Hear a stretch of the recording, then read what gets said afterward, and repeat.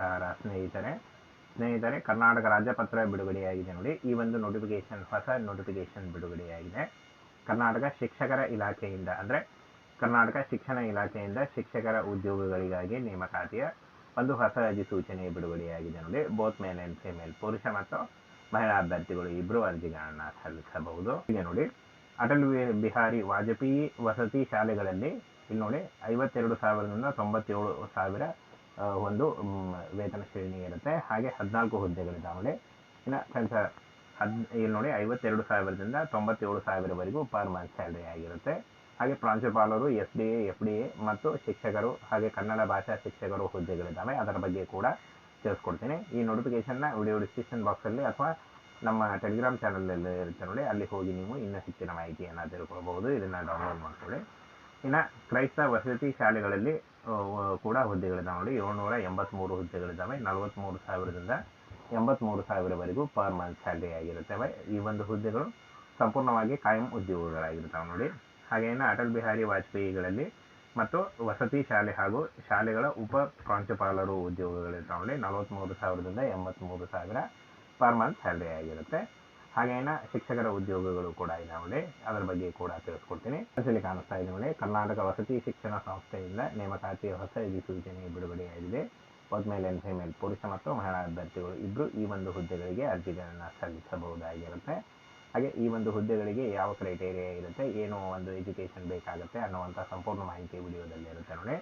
ಇನ್ನು ಫ್ರೆಂಡ್ಸ್ ಇಲ್ಲಿ ನೋಡಿ, ಕರ್ನಾಟಕ ವಸತಿ ಶಿಕ್ಷಣ ಸಂಸ್ಥೆಯಿಂದ ನೇಮಕಾತಿ ಆಗಿರುತ್ತೆ. ಅಖಿಲ ಕರ್ನಾಟಕದಿಂದ ಒಂದು ನೋಡಿ ಪೋಸ್ಟ್ ಲೊಕೇಶನ್ ಅಂದರೆ ಜಾಬ್ ಲೊಕೇಶನ್ ಅಂತ ಅಲ್ಲಿ ಅಂದರೆ ನಿಮಗೆ ಯಾವ ಒಂದು ಲೊಕೇಶನ್ಗೆ ಜಾಬನ್ನು ಕೊಡ್ತಾರೆ ಅಂತ ನೋಡೋದಾದರೆ ಕರ್ನಾಟಕದ ಅಖಿಲ ಕರ್ನಾಟಕ ಅಂತ ಕೊಟ್ಟಿದ್ದಾರೆ ನೋಡಿ. ಪೂರ್ತಿ ಇಡೀ ಕರ್ನಾಟಕದಲ್ಲಿ ಎಲ್ಲಿ ಬೇಕಾದರೂ ಪೋಸ್ಟಿಂಗನ್ನು ಮಾಡಬಹುದಾಗಿರುತ್ತೆ. ಹಾಗೆಯೇ ಟೋಟಲ್ ವೇಕೆನ್ಸಿ 5,267 ಹುದ್ದೆಗಳಿದ್ದಾವೆ. 45,000ದಿಂದ 83,000ವರೆಗೂ ಪರ್ ಮಂತ್ ಸ್ಯಾಲರಿ ಆಗಿರುತ್ತೆ. ಮಹಿಳಾ ಅಭ್ಯರ್ಥಿಗಳು ಮತ್ತು ಪುರುಷ ಅಭ್ಯರ್ಥಿಗಳು ಇಬ್ಬರು ಅರ್ಜಿಗಳನ್ನು ಸಲ್ಲಿಸಬಹುದು. ಇನ್ನು ಫ್ರೆಂಡ್ಸ್ ಈ ಒಂದು ಹುದ್ದೆಗಳಿಗೆ ಅರ್ಜಿ ಸಲ್ಲಿಸಲಿಕ್ಕೆ ಕರ್ನಾಟಕ ಸರ್ಕಾರಿ ಪ್ರಾಥಮಿಕ ಹಾಗೂ ಪ್ರೌಢ ಮತ್ತು ವಸತಿ ಶಾಲೆಗಳಲ್ಲಿ ಖಾಲಿ ಇರತಕ್ಕಂಥ ಉದ್ಯೋಗಗಳು PST ನೋಡಿ 1ನೇ ತರಗತಿಯಿಂದ 5ನೇ ತರಗತಿವರೆಗೂ 4,424 ಹುದ್ದೆಗಳಿದ್ದಾವೆ. SPL 48 ಹಾಗೆ 121 ಹುದ್ದೆಗಳು ಕೂಡ ಇದ್ದಾವೆ. PET ನೋಡಿ 380 ಹುದ್ದೆಗಳು. GPT 6ನೇ ತರಗತಿಯಿಂದ 8ನೇ ತರಗತಿವರೆಗೂ 78 ಹುದ್ದೆಗಳಿದ್ದಾವೆ. ದ್ವಿತೀಯ ದರ್ಜೆ ಸಹಾಯಕ ಕಂಪ್ಯೂಟರ್ ಆಪರೇಟರ್ ಕೂಡ ಈ ಒಂದು ಹುದ್ದೆಗಳು ಕೂಡ ಇದ್ದಾವೆ.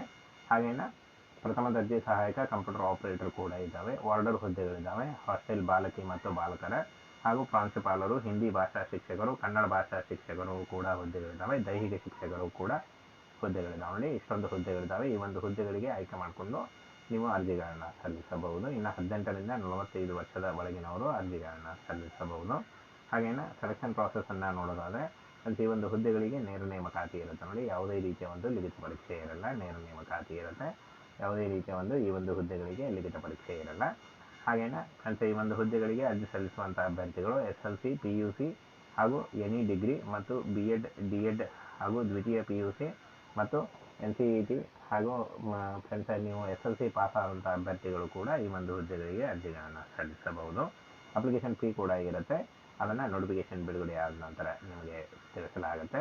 ಹಾಗೆಯೇ ಈ ಒಂದು ಹುದ್ದೆಗಳಿಗೆ ಅರ್ಜಿ ಸಲ್ಲಿಕೆಯನ್ನು ನೋಡೋದಾದರೆ ಇದೇ ವಾರದಲ್ಲಿ ಈ ಒಂದು ಹುದ್ದೆಗಳಿಗೆ ಅರ್ಜಿ ಸಲ್ಲಿಕೆ ಶುರುವಾಗಲಿದೆ ನೋಡಿ. ಹಾಗೆ ಅರ್ಜಿ ಸಲ್ಲಿಸಲು ಕೊನೆಯ ದಿನಾಂಕ 30 ದಿನ ಇರುತ್ತೆ ನೋಡಿ. 30 ದಿನದಲ್ಲಿ ನೀವು ಅರ್ಜಿಗಳನ್ನು ಸಲ್ಲಿಸಬಹುದು. ಇನ್ನೇನು ಕೆಲವೇ ದಿನಗಳಲ್ಲಿ ಇದೇ ವಾರದಲ್ಲಿ ಈ ಒಂದು ಹುದ್ದೆಗಳಿಗೆ ನೋಟಿಫಿಕೇಶನ್ ಬಿಡುಗಡೆ ಆಗುತ್ತೆ. ಹಾಗೆ ಆನ್ಲೈನ್ ಮೂಲಕ ನೀವು ಆಫಿಷಿಯಲ್ ವೆಬ್ಸೈಟ್ಗೆ ಹೋಗಿ ನೀವು ಅರ್ಜಿಗಳನ್ನು ಸಲ್ಲಿಸಬಹುದು.